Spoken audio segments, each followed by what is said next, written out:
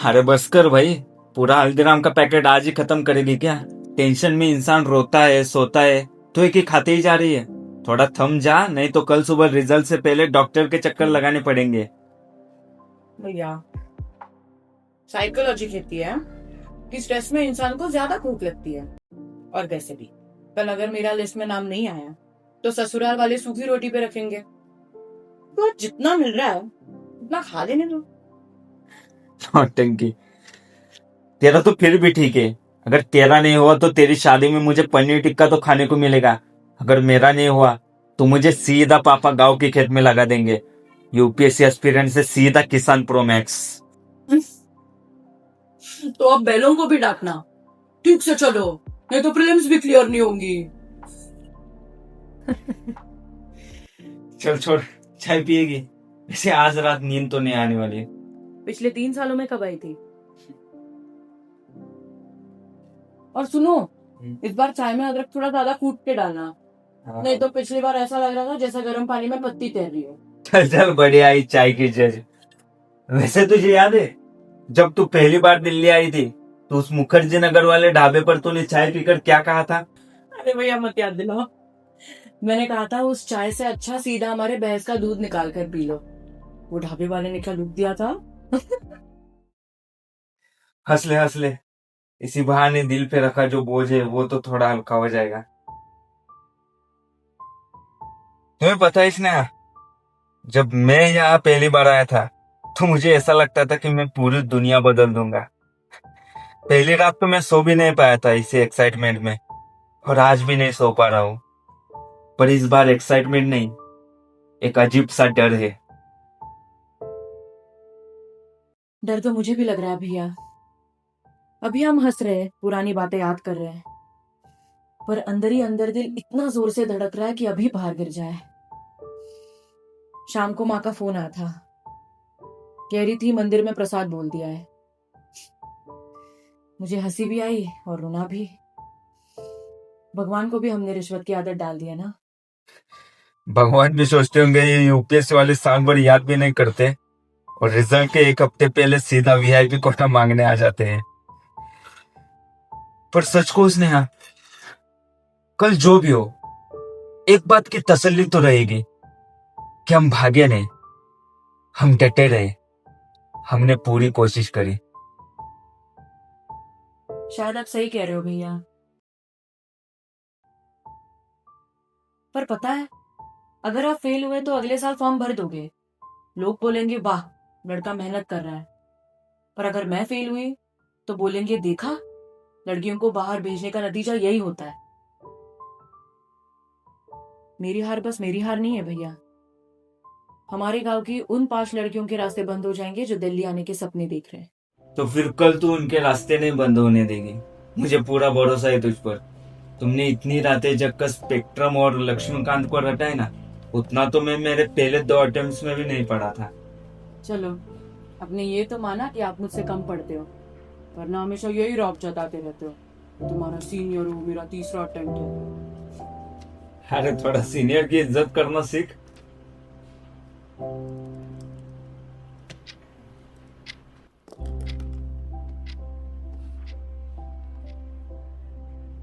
नींद भी आज शायद रिजल्ट का इंतजार कर रही है, आंखों तक आ ही नहीं रही। ये रिजल्ट से पहले वाली रात होती है ना स्नेहा, ये साल की सबसे लंबी रात होती है। ऐसा लगता है जैसे घड़ी की सुइयां आगे ही नहीं बढ़ रही है, बस हमें चिढ़ा रही है। एक काम करते हैं, एक बात बता जो तुमने प्रिपरेशन में जेन्युइनली एंजॉय की है, कोई भी एक।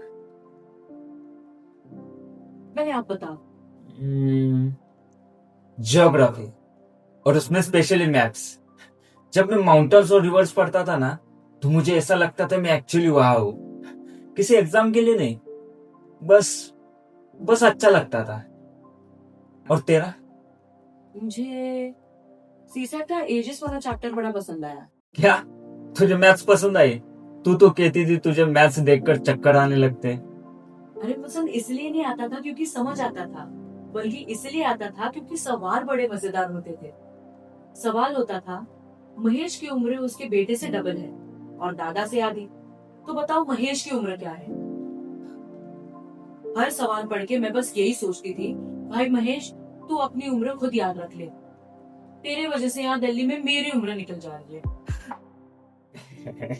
सही है।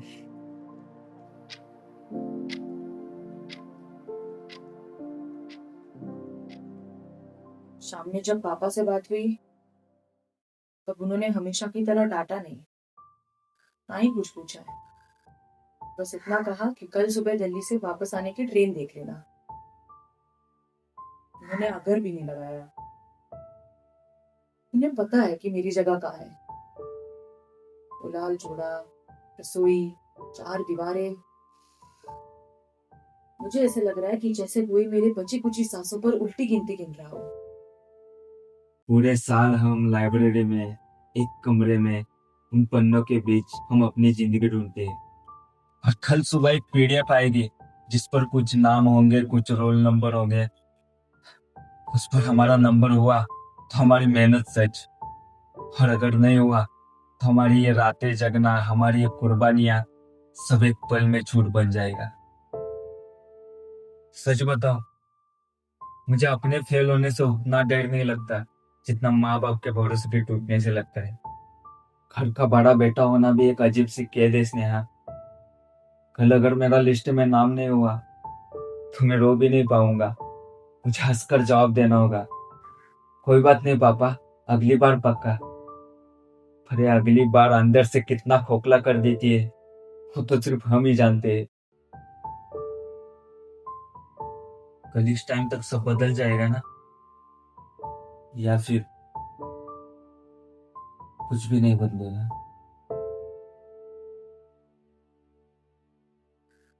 भैया आप जानते हो मैं सबसे ज्यादा किससे डरती हूँ? किसी उस पल से जब मैं खुद से कहूंगी स्नेहा अब नहीं हो सकता। रिजल्ट से ज्यादा मुझे उस पल से डर लगता है, क्योंकि जब तक मैं लड़ रही हूँ मैं हूँ, कुछ तो हूँ। एक नाम है, एक पहचान है खुद की, एक वजह है सुबह उठने की। पर जिस दिन मैं मान लूंगी कि नहीं हो सकता, उस दिन से मैं सिर्फ किसी की बेटी, किसी की पत्नी, किसी की बहू बनकर रहूंगी। स्नेहा तो उसी दिन खत्म हो जाएगी। इसलिए मैं घर भी नहीं जाना चाहती। मैं बस ये जानना चाहती हूँ कि मेरी कोशिश का कुछ तो मतलब था स्नेहा था।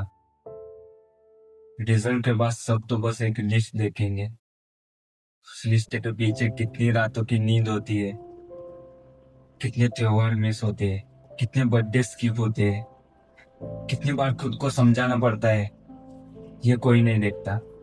सब बस बोल देते हैं नहीं हुआ कोई बात नहीं, जैसे 3 साल कोई बात ही ना हो। भैया सच सच बताना, हाँ? कल अगर आपका नाम आया पर मेरा नहीं आया तो? खुशी भी होगी पर ज्यादा दुख। मेरा भी सेम ही है। हम इतने सालों से एक ही रेस में थे, पर कभी कंपटीटर्स नहीं लगे ना। भैया अगर कल आपका सिलेक्शन हो गया तो आप सबसे पहले क्या करोगे?